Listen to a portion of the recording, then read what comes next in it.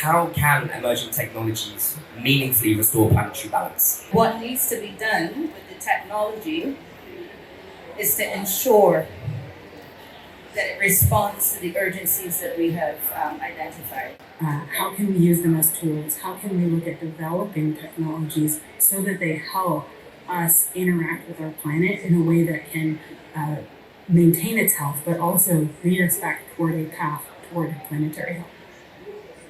Great, thank you very much, Helen. And I wanted to kind of dovetail on that, and maybe for you, Johan. And the only way to get systems change at scale in all the moving analysis and analytics we have is always a combination between technology, policy, and behavioral change. The second key condition is interoperability.